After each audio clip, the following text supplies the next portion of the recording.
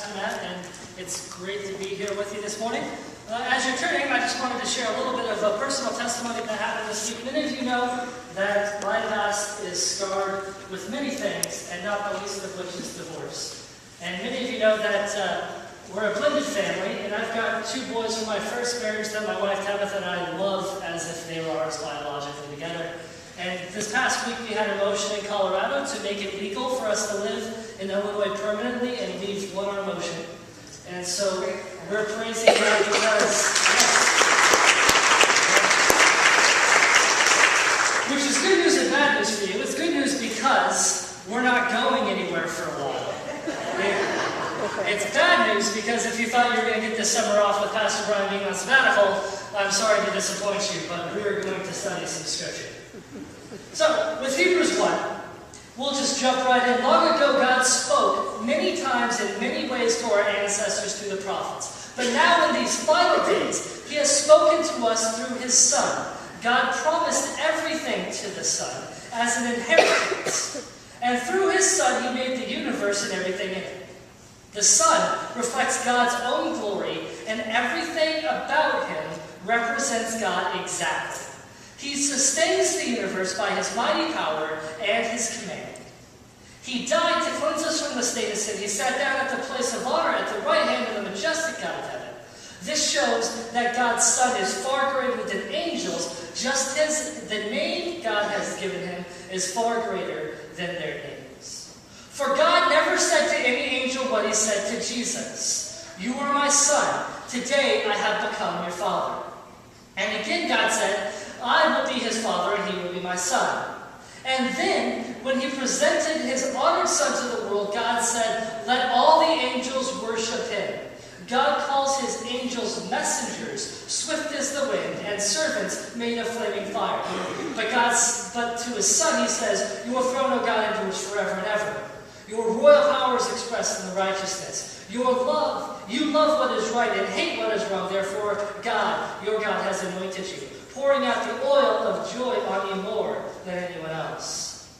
And the Lord in the beginning, you laid the foundations of the earth, and the heavens are the work of your hands. Even they will perish, but you remain forever. They will wear out like old clothing. You will roll them up like an old coat. They will fade away like old clothing, but you are always the same, and you will never grow old.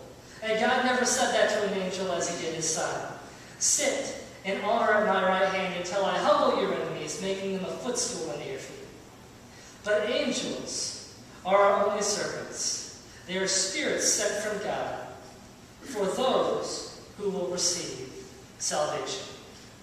So we're beginning this book of Hebrews, and it's going to take us all summer long. And we're going to skip around, being very mindful that the study of Hebrews is very contingent upon the context in which it is written. A couple things we'll point out in the beginning, and we may or may not come to them in subjection of looking at other books, but the authorship of Hebrews is not mentioned.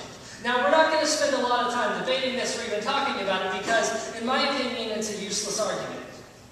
Up until modern scholarship in the East, Pauline was typically accepted as the author. However, that in terms of church history, Paul has never been accepted as the author in the West. Whether you sit on the fence of Paul wrote it or Paul didn't wrote it, I'll throw up a couple of other names that scholars have said this may be them. It may be the Apostle Luke, it may be Apollos, it may be Aquila, it may be Priscilla, it may be Barnabas, it may have been quite a few people. We know it was someone involved with Paul because it references Timothy as a brother. So certainly it was someone amongst Paul's camp. However, Paul is not necessarily the author. And so as we move on, there's a couple key things that we need to understand about context of Hebrews.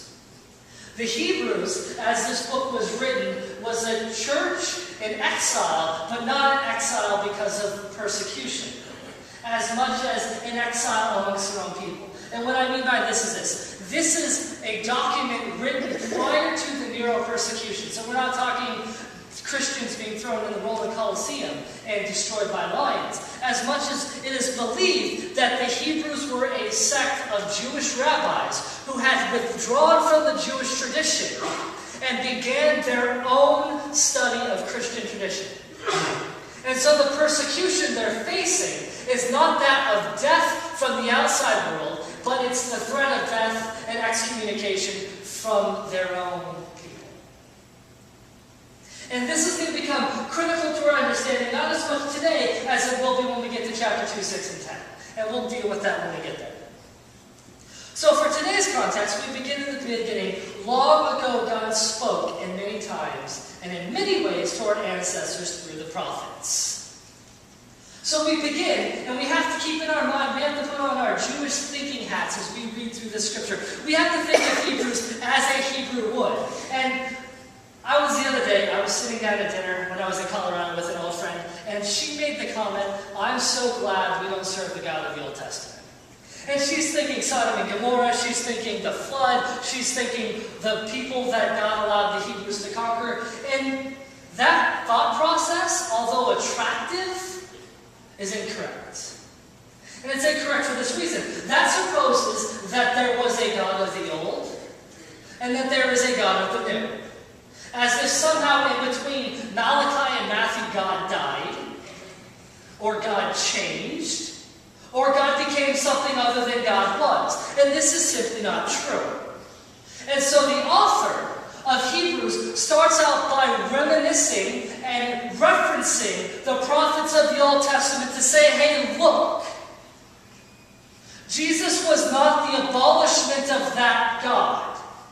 Jesus was not the abolishment of that way. Jesus was not the abolishment of that faith. But as Jesus said himself, I come not to abolish the law, but to fulfill it. Jesus was the clarity to what our faith always was. Jesus is the fulfillment of what the law was always meant to be. Jesus is the God as we were meant to know him.